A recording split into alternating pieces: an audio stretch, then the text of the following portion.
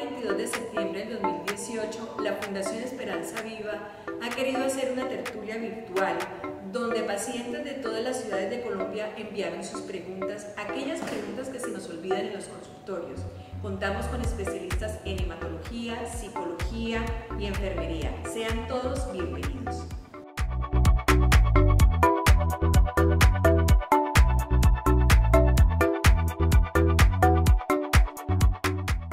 Hoy nos acompaña el doctor Luis Salazar, internista, hematólogo, máster en trasplante de médula ósea y terapias avanzadas. Nos acompaña Álvaro Castañeda, enfermero, con maestría con énfasis en cuidado del paciente crónico y su familia. Lina Conde, psicóloga de la Fundación Esperanza Viva, con diplomado en humanización de los servicios de salud y diplomado en prevención y promoción de la salud. Doctor Salazar, ¿qué es la leucemia mieloide crónica y cuáles son sus síntomas? Bueno, Nuri, la leucemia mieloide crónica está clasificada dentro de un grupo de enfermedades que son los tumores de la médula ósea.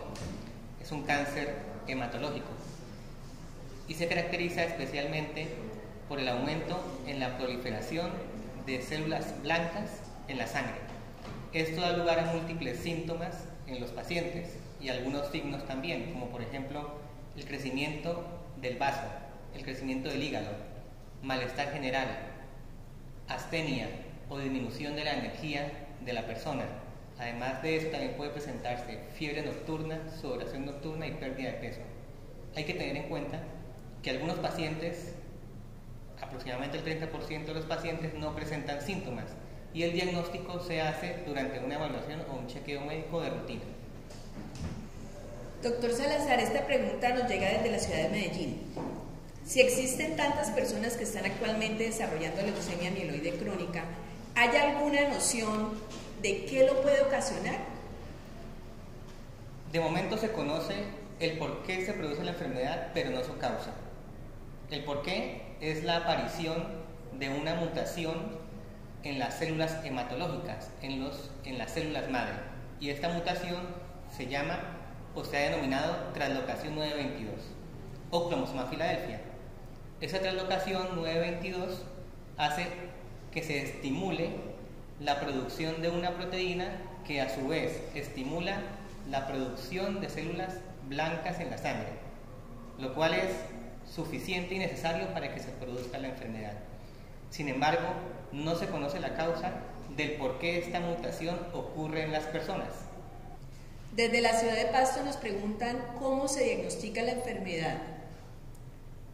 El diagnóstico de la enfermedad primero se basa en una sospecha, con los síntomas y los signos que el paciente tiene o algunas alteraciones en pruebas básicas como el cuadro hemático. Cuando el médico hematólogo quiere confirmar la enfermedad, debe practicar un estudio, ya sea en la médula ósea o en la sangre periférica, en muestra de sangre periférica, para confirmar la presencia de la mutación que te conté, la translocación 922 o su producto molecular, de tal forma que la confirmación siempre debe ser realizada por un laboratorio y por un laboratorio que tenga validadas sus procesos. Doctor, y en el caso de los tratamientos existentes, ¿cuáles son? Afortunadamente, ha habido un avance importante en el tratamiento de este tipo de enfermedad, especialmente por la aparición de un grupo de medicamentos que son los inhibidores de tirosinquinasa, con los cuales ya los hematólogos y también los pacientes están muy familiarizados. Como les dije, esto ha progresado bastante y hay varios medicamentos que están aprobados en Colombia o en otros países, que son, por ejemplo, el imatinib, que es el primero de ellos, el dasatinib, el nilotinib, el bosutinib o el ponatinib. También algunos pacientes pueden beneficiarse de terapias consideradas más antiguas como el interferón y la hidroxiuria, pero estos son algunos pacientes seleccionados, porque la base del tratamiento siempre será inicialmente los inhibidores de tirosinquinasa. Otros pacientes en etapas más avanzadas de la enfermedad podrían beneficiarse de un trasplante halogénico de médula ósea. Esta pregunta viene desde la ciudad de Armenia. ¿A qué se debe que se suban súbitamente las cifras de mi PCR si tomo la medicación según las indicaciones médicas? Las causas son variables, especialmente si el paciente está tomando y cumple o es adherente a la terapia, es decir, se toma la dosis que es en el tiempo que es, pues hay varios factores que pueden afectar el desenlace dado o medido con el nivel de BCR-ABL en la sangre. Uno es, por ejemplo, problemas de malabsorción, que a pesar de que el paciente tome el medicamento no se absorba. Segundo factor, que no haya interacciones medicamentosas, que el paciente tome medicamentos concomitantes que puedan disminuir la absorción o alterar el metabolismo de los medicamentos utilizados para tratar la leucemia. Además de eso, pues también hay que mencionar que al igual que muchas enfermedades tumorales o neoplásicas, la enfermedad puede exhibir cierto grado de resistencia a los tratamientos. Algunos pacientes tendrán que cambiar el tratamiento inicial debido a resistencia al medicamento. ¿Cómo afecta el tratamiento a la leucemia mieloide crónica la sexualidad y cómo puedo afrontarlo? Bueno, este tema se puede analizar desde dos puntos de vista, creo yo, desde la parte física y desde la parte psicológica. En la parte física, muchos pacientes sí manifiestan que hay una alteración en la parte del deseo sexual, también en la erección y en la lubricación vaginal. A nivel psicológico se observa que hay estrés, hay depresión y muchas veces también se ve alterada la autoimagen y por ello la autoestima. Lo que se debe hacer en estos casos es recurrir al personal, tener una comunicación cercana con todo el personal que incluya médicos, enfermeros, psicólogos, sexólogos y que estos les den indicaciones sobre cómo manejar todo el proceso y que les digan qué cambios se van a ver por el tratamiento, para de esta manera estar preparados y familiarizados con las alteraciones que se puede presentar en la parte sexual. Los inhibidores de la tirosinquinasa pueden producir insuficiencia renal. Si es así, ¿qué podemos hacer para evitarlo? Esta pregunta viene desde la ciudad de Medellín. Claro, la posibilidad de hacer no solamente falla renal, sino eventos adversos renales existen, aunque se han reportado muy pocos casos, ¿ya? El medicamento que más tiene tiempo en el mercado y sobre el cual hay más datos es el imatinib. Y se estima en los estudios de vigilancia después de la comercialización y durante los estudios durante el desarrollo del fármaco que menos del 1% de pacientes pueden tener algún tipo de alteración de la función renal. Sin embargo, no es claro, no son claros los mecanismos que tiene el paciente que utilizar para evitar que esto suceda. No se conocen tampoco los mecanismos por los cuales los medicamentos pueden causar la disfunción renal. Últimamente se habla mucho de la pérdida de memoria en la comunidad LMC. Revisando estudios al respecto, veo que puede aparecer el quimiocerebro como un efecto adverso de la quimioterapia. En otros tipos de cáncer, en leucemia mieloide crónica, ¿también se puede producir? Esta pregunta viene desde Cali. Es posible que se pueda producir, sin embargo, se debe tener en cuenta que los medicamentos utilizados para tratar la leucemia mieloide crónica, como los inhibidores de tirosinquinasa, no penetran al sistema nervioso central. Por lo tanto, es poco posible que el deterioro cognitivo exista. Hay que ser claro también que solamente los estudios de vigilancia después de muchos años van a dar la verdad o van a dar luz acerca del real impacto de ese tipo de síntomas que los pacientes presentan. Es importante siempre que ese tipo de síntomas sean reportados tanto por los pacientes a su médico como también el médico a los sistemas de vigilancia de la industria farmacéutica para que puedan descubrirse si hay posibles asociaciones en un futuro de estos síntomas o incluso otros síntomas nuevos. Bueno, sobre el tema también se ha observado mucho en la parte psicológica, llegan pacientes manifestando este deterioro cognitivo y al aplicar pruebas neuropsicológicas sí se evidencia de pronto un poco de alteraciones en la parte de la atención y la función ejecutiva, pero como dice el doctor, no hay evidencias que digan que es debido al medicamento que está recibiendo, ya que no se han hecho muchos estudios al respecto todavía. Sé que es muy importante que los pacientes en la consulta médica siempre reporten lo que están sintiendo. Eso pues nos daría una luz a un futuro sobre los efectos adversos reales de los medicamentos inhibidores de la tirosinquinasa. Desde hace 4 años, por orden médica, tomo la mitad de la dosis de mi medicamento, nilotinib, y tengo mi enfermedad controlada. La pregunta es la siguiente: ¿podrán otros compañeros también bajar su dosis? ¿Existen estudios al respecto? Esta pregunta viene desde Medellín. Claro, es una muy buena pregunta porque tiene que ver con la dosis y la percepción que tienen los pacientes cuando toman ciertos tipos de medicamentos.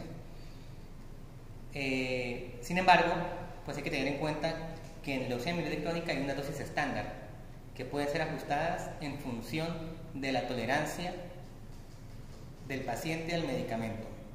Que a un paciente en particular una dosis determinada, como lo que dice la paciente, una dosis más baja de lo que está descrito, le sirva o se demuestre eficaz, no quiere decir que esto se pueda extrapolar o pueda funcionar, que pueda ser una recomendación generalizada para todos los pacientes. Las modificaciones de dosis estándar se hacen caso a caso y no se generalizan. ¿Cómo se puede mejorar la calidad de vida de un paciente con leucemia amiloide crónica? Esta pregunta viene desde Ocaña. Bueno, calidad de vida es un concepto muy amplio. Tiene muchas cosas que ver con lo que las personas consideran importante para sí mismas. Razón de que las estrategias para el mejoramiento de la calidad de vida en pacientes con enfermedades crónicas como la leucemia amiloide crónica van a estar encaminadas sobre todo a la experiencia que las personas tengan y al agrado con el que vivan la enfermedad. Si bien es una enfermedad, la calidad de vida puede llegar a ser muy buena en estos pacientes si se adhieren principalmente al tratamiento, que van a controlar un poco los síntomas físicos.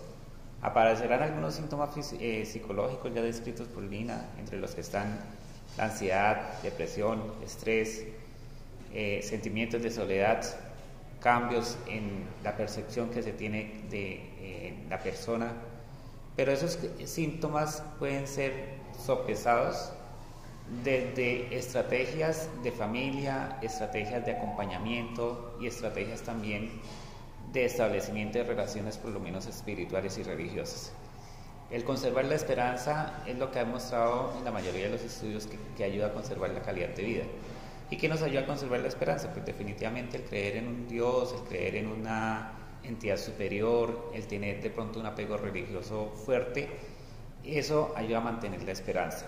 Por otra parte, hay que identificar cuáles son esas partes que son importantes en la evidencia de la enfermedad de la leucemia amiloide crónica y tratar de que las partes positivas dejen un gran aprendizaje no solamente en el paciente, sino en la familia. Hay una cosa importante también, son las conductas saludables, ¿no? Una dieta balanceada, el tener adherencia al tratamiento, seguir las indicaciones médicas, evitar el consumo de alcohol, de tabaco, realizar ejercicio periódicamente. Esto también pues nos puede aportar como pacientes, como en mi caso por ejemplo, una mejor calidad de vida. Es posible que pueda aparecer otros tipos de cáncer como efecto adverso por la ingesta de medicamentos para la leucemia amiloide crónica. Esta pregunta viene de Villavicencio. A medida que pasa el tiempo de una persona en un tratamiento y que la supervivencia de los pacientes ha aumentado, pues lógicamente aumentan los reportes de nuevas enfermedades o enfermedades existentes. ¿Por qué es importante entender esto? ¿Sí? El tratamiento, el imatinib, lleva más de 15 años en el mercado y lógicamente la supervivencia de un paciente antes de ese tipo de tratamientos era aproximadamente de 3 a 5 años. Hoy los pacientes pueden vivir 10, 15 o 20 años, de momento es lo que se sabe. De tal forma que la vigilancia sí ha demostrado en algunos estudios que los pacientes con leucemia amiloide crónica pueden tener un riesgo mayor de neoplasias o de cánceres secundarios. ¿Qué quiere decir secundarios? Cánceres no hematológicos, por ejemplo un cáncer renal, por ejemplo un cáncer de estómago. En algunos estudios sí se ha demostrado un aumento del riesgo. No es claro si este riesgo es dado por el tratamiento o por la enfermedad misma, porque a pesar de que el paciente está controlado y toma su medicamento, no deja de estar enfermo desde el punto de vista médico. Su enfermedad no ha sido curada. Por lo tanto, las alteraciones celulares inmunológicas del paciente con leucemia mieloide crónica pueden estar alteradas y por esta razón pueden tener ellos un aumento de riesgo de neoplasias o de tumores. Pero también es posible que sea por el medicamento. De momento no se sabe. Lo que sí parece ser claro para contestar la pregunta es que en varios estudios se ha demostrado que a través del tiempo y después de 10 años de seguimiento sí hay un mayor riesgo de poder padecer una neoplasia o un cáncer secundario. No secundario al tratamiento ni secundario a la enfermedad, no se puede asumir. Secundario quiere decir es un cáncer no hematológico. Entonces sí es importante que los pacientes lo sepan y además de eso que los hematólogos, quienes manejamos ese tipo de tratamiento, ya estamos viendo pacientes que han vivido mucho más tiempo, por lo tanto tenemos que estar atentos al desarrollo de nuevos tumores. Muchas gracias. Desde que tomo el medicamento para la leucemia mieloide crónica, he visto que la pigmentación de mi piel ha cambiado. Mi piel es más gruesa.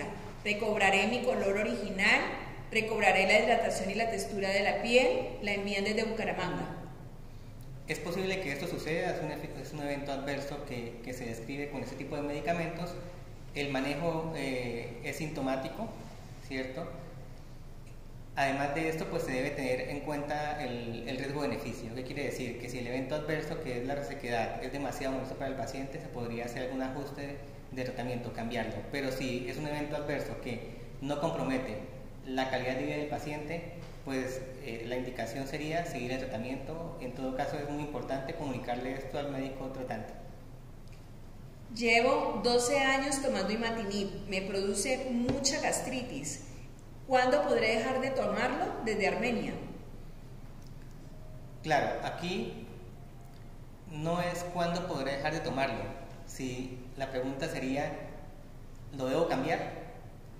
Es posible que el paciente tenga este síntoma que él llama gastritis y que sea secundario al medicamento imatinib. Sin embargo, no se debe olvidar que hay otras enfermedades que causan estos síntomas. Gastritis casi siempre es referida como ardor en la boca del estómago, gastralgia, reflujo.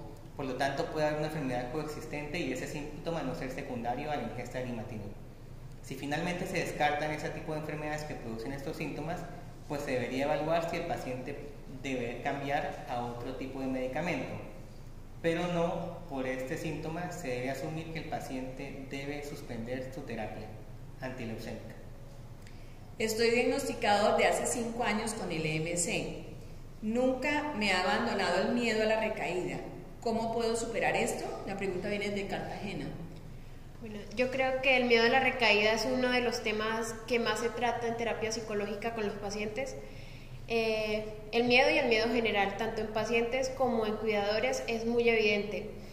En los pacientes con cáncer y con leucemia mieloide crónica hay un esquema o una percepción de vulnerabilidad, ya que han padecido esta enfermedad y diferentes eventos pueden generar que sientan este miedo o este temor, digamos el aniversario del diagnóstico, el tener otra revisión médica, síntomas similares a los del diagnóstico que tienen. Todo esto hace que ese miedo se vaya creciendo cada vez más. Lo que se recomienda en estos casos es tener una comunicación con sus familiares, con su entorno cercano, mantener terapia psicológica, poder expresar a qué se tiene miedo, y por eso en psicología lo que hacemos es manejar la expresión y el reconocimiento de las emociones adecuadamente. También se les invita a los pacientes y a los cuidadores a asistir a grupos de apoyo, ya que en estos grupos pueden de pronto comprenderse mucho mejor entre ellos, ya que hablando con iguales uno puede lograr sacar muchas cosas que tiene guardado. En la Fundación tenemos estos grupos de apoyo, tanto para pacientes como para cuidadores. Igual en las diferentes ciudades del mundo, en este caso en habla hispana, hay organizaciones dedicadas al manejo de los pacientes con leucemia mieloide crónica. Entonces es importante también acudir a averiguar en sus ciudades qué organizaciones pueden prestarles este apoyo como pacientes y tener una mayor interacción y apoyo desde la parte psicológica como del resto del grupo interdisciplinario. Doctor Salazar, en las investigaciones del método de edición génica CRISPR, entiendo que ha habido avances, pero también últimamente aparecieron obstáculos imprevistos. ¿Qué esperanzas existen en el mediano plazo de que la LMC sea curable? Esta pregunta viene desde Bogotá. Sí, Nuri, indudablemente la esperanza no se debe perder. Sin embargo, pues al día de hoy, la leucemia mieloide crónica, con el tratamiento médico actual, se considera que es una enfermedad que no tiene cura. Diferente es que algunos pacientes en algún momento de su enfermedad puedan suspender el tratamiento, algo que se ha denominado mantenimiento libre de tratamiento o pacientes que han podido suspender el medicamento que llenan ciertas condiciones para que esto pueda ser así. Siempre bajo vigilancia médica y bajo una estricta evaluación antes de intentar suspender una terapia. De momento también vale la pena recordar que la única terapia con potencial curativo es el trasplante halogénico de médula ósea. Sin embargo, dada su toxicidad y sus eventos adversos, claramente se reserva para un grupo de pacientes en los cuales las terapias iniciales, como los inhibidores de tirosina, el imatinib, el nilotinib, el dasatinib y los demás, no han sido eficaces. Esta pregunta se enlaza un poquito con la anterior. Dice, entiendo que ha habido casos de pacientes con LMC que toman nilotinib y que después de suspendido bajo supervisión médica no han recaído. ¿En qué circunstancias o momento o bajo qué parámetros se debe concluir que hubo una cura definitiva? Esta pregunta viene desde Bogotá. Es una muy buena pregunta porque esta pregunta nos la hemos hecho tanto los médicos como los pacientes. ¿Cuánto tiempo un paciente va a tener que tomar tratamiento durante el transcurso de su enfermedad? Y pues los datos hasta ahora han demostrado que un porcentaje importante de pacientes, no solamente con nilotinib, también con imatinib o dasatinib, pueden suspender la terapia cumpliendo unos requisitos previos muy claros, con un seguimiento muy estrecho con su médico y de laboratorio. Pueden llegar a suspender el medicamento hasta el 40% de los pacientes que sean candidatos a suspensión de tratamiento. Sin embargo, pues esto todavía no es una recomendación estándar, ¿ya? Se puede hacer, se hace, incluso hay recomendaciones claras en las guías americanas o en las guías europeas de qué pacientes pueden intentar suspender la terapia, siempre bajo estricto control médico. Y casi siempre la recomendación es hacerlo dentro de un estudio clínico y no hacerlo de forma indiscriminada en la vida real, ¿ya? Por los riesgos que todavía suponen suspender el tipo de tratamiento. Esta es una pregunta que llega desde la ciudad de Cúcuta. ¿Qué técnicas puede utilizar para mejorar la adherencia al tratamiento? La adherencia al tratamiento en estos casos de enfermedades crónicas ha mejorado mucho teniendo en cuenta que ha disminuido la complejidad. De pronto el doctor Salazar conoció terapias mucho más agresivas y con muchos más efectos secundarios para este tipo de enfermedades. Afortunadamente, pues las moléculas ya están disponibles en tabletas para consumo por vía oral que mejoran muchísimo la calidad de vida del paciente y la percepción de que el tratamiento es fácil de tomar. Sin embargo, pues hay diversas cosas por las que se puede afectar el tratamiento, la adherencia al tratamiento. Pueden ser cosas de situaciones económicas, cosas de situaciones en las que no me puedo comunicar con una persona asistencial, con un médico, una enfermera o a un asistente social que me brinde una información verdadera y real. En nuestro contexto colombiano también tenemos cosas en relación con autorizaciones de medicamentos, de procedimientos de diagnóstico, de procedimientos de monitoreo, razón por lo cual pues no hay una fórmula que le vaya a funcionar a todos los pacientes para que mejoren la adherencia al tratamiento. Adicionalmente, hay unos efectos secundarios de los medicamentos que se prevén que sucedan en algún momento. Así como existen los efectos secundarios, muy posiblemente existan alternativas para que ese efecto secundario pues no sea tan pronunciado, no sea tan importante, no sea tan devastador. Entonces hay que, precisamente en las consultas médicas de seguimiento, realizar esas preguntas de qué son las cosas que me puede ocurrir, pero también qué son las cosas que puedo hacer para que eso no ocurra o para que ocurra mínimamente.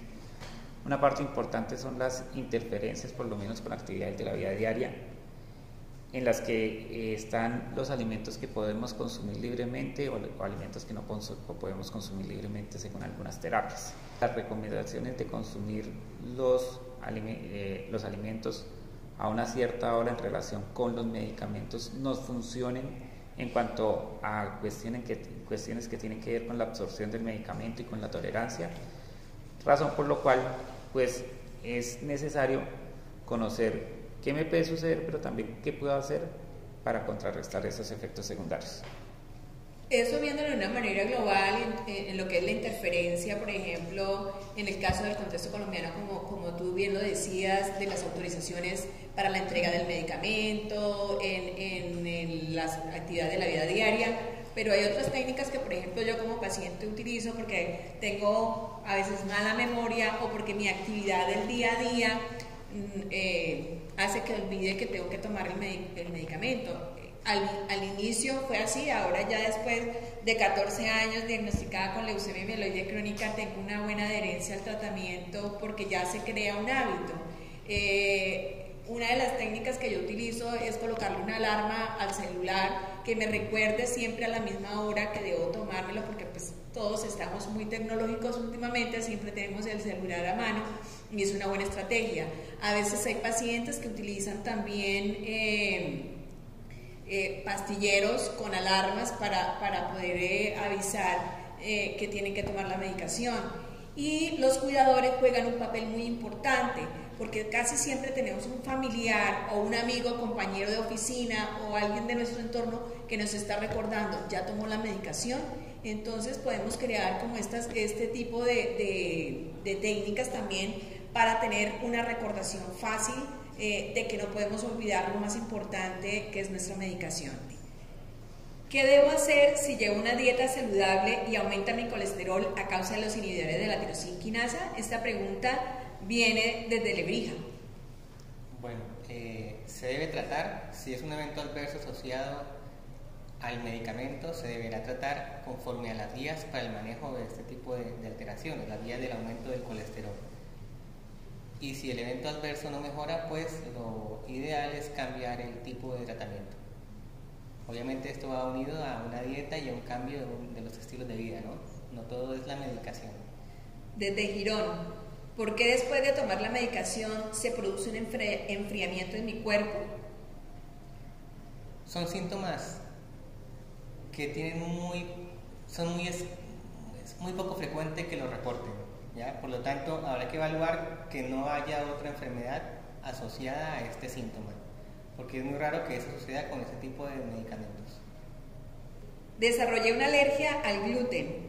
Me dicen que pueden pasar con inhibidores de la tirosina quinasa. ¿Puedo desarrollar otras alergias? Esta pregunta viene desde Cali. Claro. Los medicamentos pueden causar alergia, ¿ya?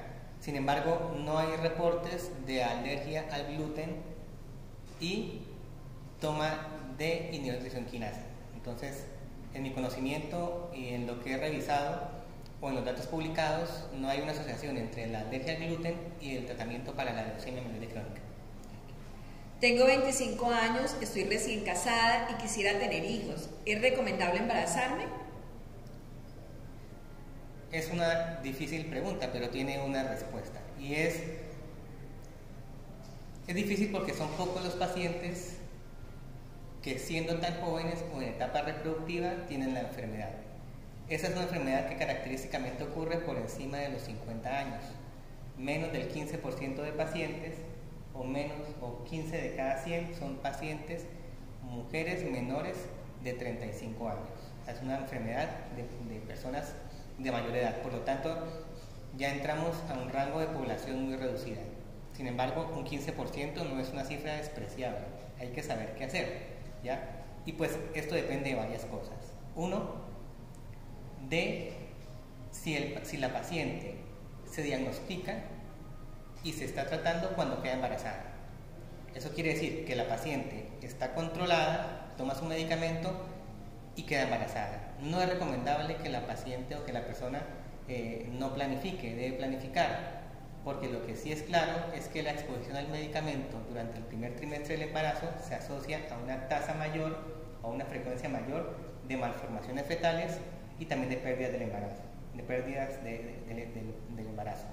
De tal forma que si una mujer con leucemia mieloide crónica toma el medicamento, no debería quedar embarazada. Esto es la recomendación. Sin embargo, en la vida real, las mujeres quedan embarazadas, ya sea por un descuido, o por la suerte, o porque tuvo que pasar, o porque lo desean también. ¿La recomendación cuál es? Entonces, si la mujer ha quedado embarazada, porque es que si lo desea, la mujer debe programarse para tener el bebé, ¿ya? Que ese es otro contexto. Estamos hablando del diagnóstico del embarazo de forma incidental durante la terapia. Una mujer puede desear tener bebé, pero lo debe planear, lo debe. Estamos hablando de la parte accidental o incidental, no accidental o incidental. Durante la terapia, la mujer queda embarazada. Pues en este momento hay dos opciones. Una, dado el riesgo de teratogénesis o de malformaciones, la mujer podría terminar su embarazo. Es una opción. Y la segunda, pues claramente es, la mujer puede continuar su embarazo, siempre y cuando conociendo el riesgo de malformación y de pérdida, ¿sí? Una vez diagnosticado el embarazo, se debería intentar dos aproximaciones. Una, dependiendo de la respuesta que lleve la persona y el tiempo que lleve tomando el tratamiento, pues la paciente podría suspender la terapia, siempre y cuando el médico la valore, ¿ya? Y la otra es cambiar la terapia a una terapia que no tenga un efecto teratogénico o que no ofrezca un mayor riesgo de malformaciones, como por ejemplo el interferón.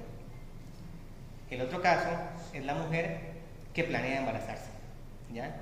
Que está enferma, tiene una leucemia mieloide crónica, está muy bien controlada con su medicamento y planea, como cualquier mujer lo quisiera planear, su embarazo. Pues esta paciente debe primero consultárselo a su hematólogo y planearlo. Una vez esto, se recomienda que aproximadamente 6 meses antes de la concepción, de iniciar de quedar embarazada, la paciente esté libre de terapia, ¿sí? Y libre de terapia es, volvemos a lo mismo, son dos situaciones. Una, la primera opción es iniciar interferón, ¿ya? Como terapia puente mientras pasa el embarazo. Y la segunda, interrumpir la terapia siempre y cuando se cumplan algunas condiciones establecidas para que la terapia pueda ser interrumpida. Claramente también la paciente debe saber que esto tiene un riesgo asociado, ¿ya? O sea, sí puede haber algún tipo de riesgo de que durante el embarazo la enfermedad pueda activarse o pueda perder su control molecular.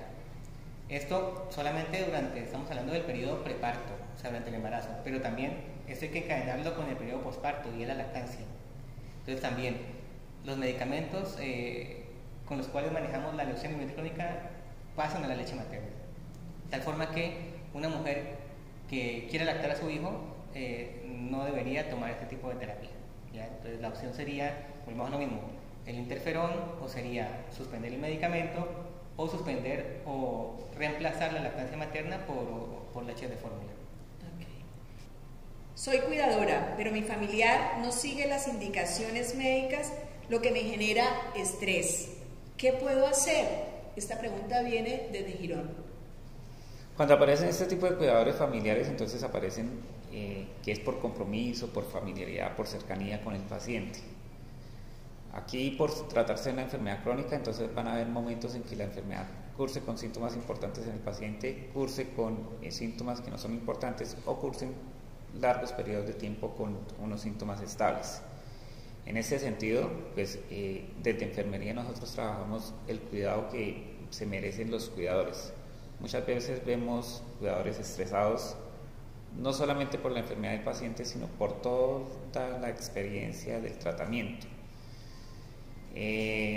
La adherencia al tratamiento pues es un objetivo común, no solamente importante para el médico, para el enfermero, para la psicóloga, para el paciente, sino también para el familiar. Entonces hay formas de mediar ese estrés, de pronto compartir la experiencia de cuidar a tu familiar con otra persona. Si son varios hermanos, pues distribuirse en algunas tareas, no querer hacer todo la misma persona, tomar descansos, tomar vacaciones del cuidado y sobre todo armarse de 3 cosas: amor, paciencia y valor. Muy importante. Bueno, totalmente de acuerdo con lo que dice Álvaro. Es muy cierto que los cuidadores muchas veces se llenan de estrés al estar con un paciente en casa. Tienen que hacer muchas vueltas, tienen que estar pendientes de los medicamentos, de los horarios. Entonces sí, es muy importante que tengan también ellos una ayuda extra, que pueda haber alguien que les ayude con estas tareas, que pueda haber alguien con quien ellos puedan dialogar y expresar cómo se están sintiendo. También se recomienda que asistan a grupos de apoyo, que tengan esa cercanía con otros cuidadores, que compartan experiencia y de esta manera poder manejar mejor todo el estrés. También, digamos, como técnica se recomienda siempre hacer ejercicios de respiración, de relajación, para mantener un adecuado como nivel y de esta manera poder cuidar mejor a nuestro familiar. Bueno, aparte de técnicas de relajación, lo que decía Álvaro también, ¿no? Tomar descansos del cuidado del paciente.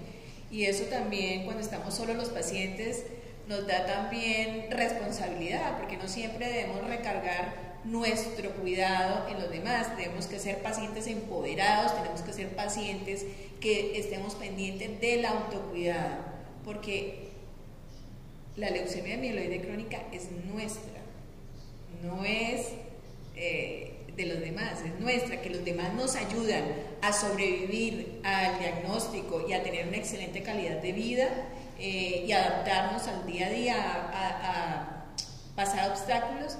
También es cierto, pero la responsabilidad del autocuidado es del paciente. Estoy tomando Dasatinib hace 4 años. Considero realizarme un trasplante de médula ósea. ¿Cuándo se recomienda en pacientes con el MC que se deben realizar este tipo de procedimientos? La pregunta viene desde Cali. Pues usualmente la planeación de un trasplante de médula ósea, que es una terapia muy compleja, se hace como equipo, ¿no? El equipo, cuando hablo de equipo, hablo de la relación del médico y el paciente. Entonces, usualmente un trasplante de médula ósea no lo planea el paciente, lo planea el médico y el paciente. La siguiente pregunta es: ¿cuándo se indica un trasplante alogénico de médula ósea? Siempre el paciente ha tenido que haber pasado por terapias previas, inhibidores de primera generación, de segunda generación. Además de eso, tener un estado físico que le permita acceder y sobrellevar una terapia que tiene bastantes riesgos, aunque es efectiva, pues no carece de riesgos, incluso de una mortalidad importante, que es el trasplante de médula ósea. Y también pues va a depender de la posibilidad de la persona, del enfermo, de tener un donante adecuado de médula ósea, ya sea dentro de su familia o un donante de médula ósea no relacionado. Y la última pregunta, y muy importante también, es ¿qué avances existen para la cura de la leucemia mieloide crónica? Esta pregunta viene desde Pereira. De momento, la única terapia con un potencial curativo es el trasplante alogénico de médula ósea. Sin embargo, los riesgos asociados de la terapia hace que ese tipo de tratamiento sea utilizado en contadas excepciones. O o sea, no en todos los pacientes. Primero porque por comorbilidades o por enfermedades de los pacientes se hace muy riesgoso, o por la edad, o porque el paciente no tiene un donante, ¿ya? En algunos casos puede servir. Sin embargo, hablar de cura hoy de la leucemia mieloide crónica, todos quisiéramos hacerlo, pero de momento solamente podemos hablar de supervivencia libre de tratamiento, es decir, hasta ahora aquellos pacientes que han podido suspender la terapia porque han estado muy bien controlados los 2 años previos, usualmente con niveles de respuesta molecular mayor mínimo, o sea, mínimo es BCR-ABL menor de 0.01 o incluso respuestas moleculares que llamamos nosotros 4.0, 4.5 o 5 y que llevan 2 años en ese tipo de control, pues podrían beneficiarse de suspender la terapia. La mayor parte de los pacientes que recaerán lo harán en los primeros 6 meses. Sin embargo, aproximadamente el 40% de pacientes de momento y a lo que va el seguimiento, que son más o menos 5 años, hay 40% de pacientes que no han recaído. Sin embargo, hay que ser muy claro, esto no se considera una cura, ¿ya? No se considera una cura porque falta tiempo para ver qué va a suceder. Es posible que el tiempo nos dirá que algún porcentaje de estos pacientes estarán curados, ¿ya? Esto en cuanto a terapia con inhibidores de tirosinquinasa.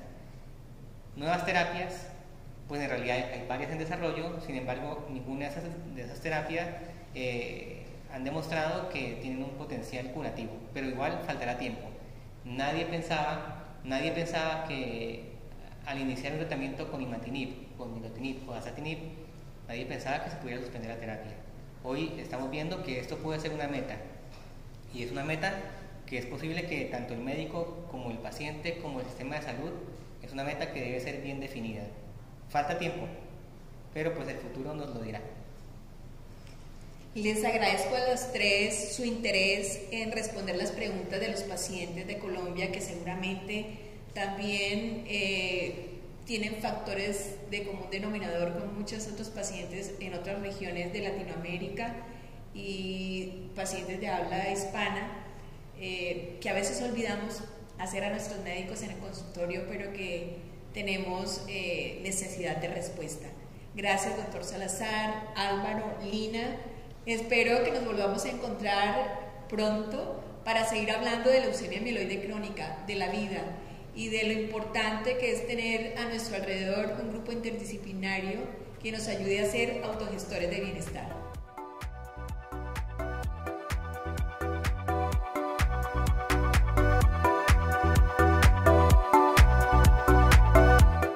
60 organizaciones de pacientes alrededor del mundo queremos hacer visible la necesidad que tienen los pacientes con leucemia mieloide crónica de acceder a todos los tratamientos y pruebas. Hoy queremos pedir a la comunidad internacional, a quienes toman las decisiones y hacen posibles que los pacientes tengan acceso a tratamientos con calidad, seguridad y eficacia, que se unan a nosotros, que se unan a esta lucha para que todos en el mundo podamos seguir salvando más vidas, para que los pacientes con leucemia mieloide crónica sean contadores de historias de vida.